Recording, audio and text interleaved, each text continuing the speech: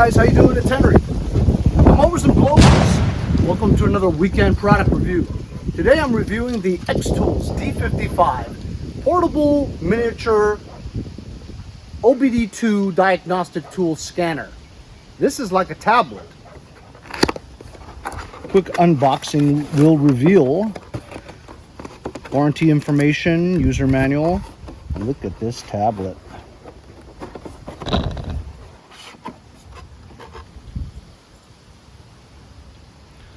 About the size of a thicker mobile phone. Got the power button over here, a serial port input, an area where you can place a SD or micro TF card in there, along with a USB-C power input, which means you can charge this baby up separately. Most OBD2 diagnostic tools require you to just plug it into the OBD2 module for you to get power, but this one, as you can see, has power already internally. Of course, you need to hook this up to the OBD2 port of underneath your dashboard of your vehicle for you to get the actual data coming from your engine. Has rubber coated corners, very rugged style. In the box you have the OBD2 port connectors. One side goes to the serial port of the tablet, the other one goes underneath your dashboard into the input of the OBD2 port.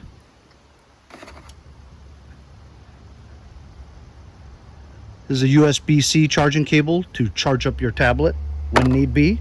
Now remember, if your car is older than 1995, it is an OBD2. Anything before that is an OBD1, which this would not work for. I got you inside my garage so that the glare of the light outside is not too bad.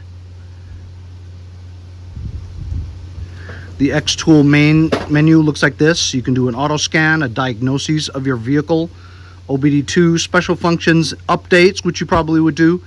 You can connect this onto your Wi-Fi, which I just did. As you can see, full signal there, and also about 60-something% power.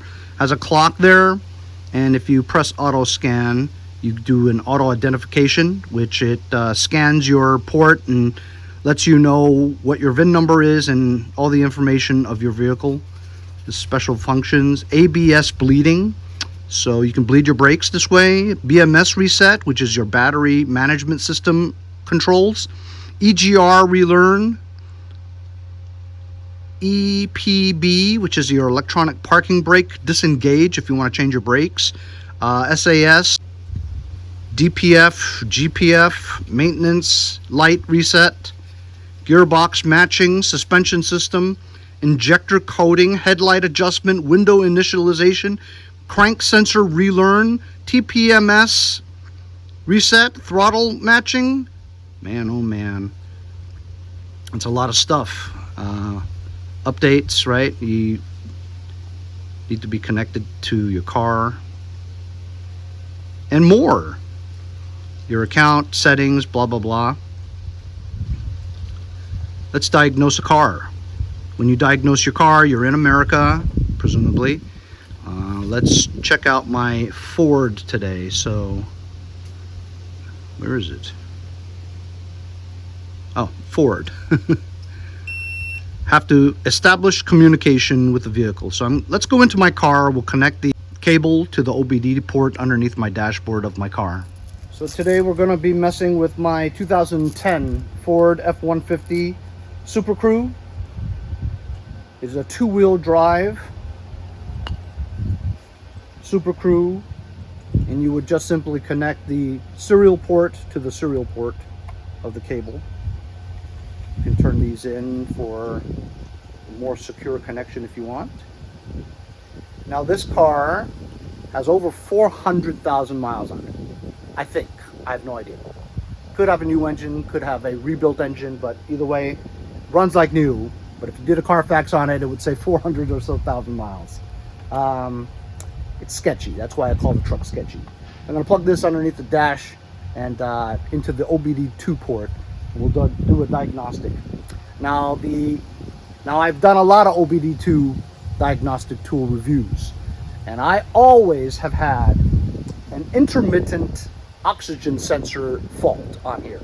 Also cam sensor issues, but all in all, this truck drives great and it passes inspection 2 years in a row, no problem. So I just leave those codes as it is. But we should detect those today. Okay, I've got the door open and this is underneath my driver's side dashboard. As you can see, there is the input for the OBD2 connection, and you just simply push it in like that. Now that we're inside, we're going to start the car up.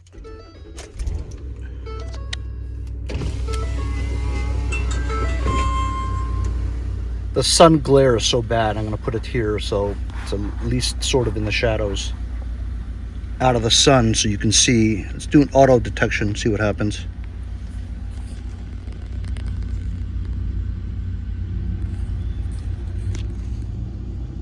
And so it detects it. Ford F-150 2010 5.4 liter 3 valve federal emission gasoline automatic. See, so it just finds out all that stuff.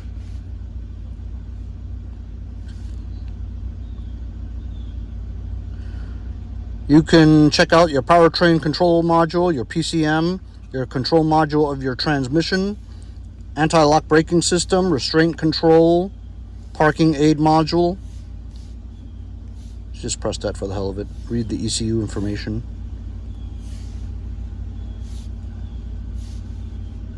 Read an OTC, retrieve.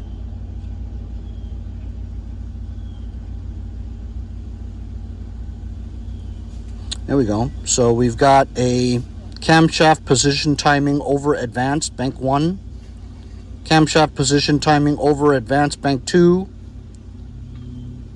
O2 sensor circuit bank 1 sensor 1, OBD2 O2 sensor circuit bank 2 sensor 1. So like I said, these things always show up, both O2 sensors, bank 1 and bank 2, and also a camshaft position timing over advanced bank 1, bank 2. I've always had these. Actually, these two camshaft ones came up recently, but it doesn't do anything. Also, my O2 sensors come on and off. As you can see from my dashboard, I have 0 check engine lights. I know the odometer says 93,000 miles, but trust me, Carfax reveals over 392,000 miles. Could have been a new engine, I'm not sure. It's just, this car's sketchy. Anyway, that was the information that you needed. Like I said, this thing also has tons of other options that you can do for every car, essentially. You can do the auto scan, you can do diagnostic. You can set up live data. You can get live data from what's happening in your car, and you can record that stuff, you can screenshot that stuff. I'm not really familiar with all the details of this stuff, but you can pretty much find out what's wrong with your car no matter what. And a good part of this is you don't always have to be connected to your car for it to be on, whereas most OBD2s require that. As you can see, I've pulled this out, and while it's not getting data from the car, it is still on because there's an internal battery that you can recharge. Really cool item. So these new OBD2 scanners are so advanced, gives you all the information you need to find out what your check engine light code is for, why it's there, what you need to do to fix it and correct it. Do some troubleshooting yourself before you take your car to the dealership and get charged an exorbitant amount of money just for diagnoses. You can find out what's wrong with it yourself with one of these. Save tons of money, forget the dealership. If there's a job that you could figure out how to fix yourself, you could save a ton of money. Of course, there are things that even I don't know how to fix on my own, or I don't have the correct tools to do it. Only the dealership has it. Then you have really no choice. But get a leg up on the problem by trying to figure it out yourself with an XTOOL D5S mini tablet OBD2 diagnostic tool. It's a must-have for guys who want to try to save money, try to figure out what's wrong with your car. and do it at a fair price. If you guys are interested in something like this, I'll leave a link in the description. Thanks a lot for joining me on another weekend product review. Some of these OBD2 diagnostic tools are way so advanced that even I don't know what I'm looking for. But all I needed to do is diagnose the codes of my ECU, which is what I got, the usual O2 sensor and my camshaft timing. They don't seem to be bothering my car very much, even though the codes are there. I don't have a check engine light, and it passes inspection every year. But at least I know what's going on with it for the future. Hope you guys enjoyed the video. This is a very cool item. We'll see you guys next time on Mowers and Blowers. Anyway, hope you guys enjoyed the video. Remember to like, share, and subscribe. Subscribe. You're subscribed. Subscribe. Subscribe. Subscribe. Subscribe. Subscribe. Subscribe. Subscribe to it. It's me. Hi. We need you to donate $1 or $2. Hit the subscribe button. It's free. We'll see you guys next time on Mowers and Blowers. See you guys next time on Mowers and Blowers.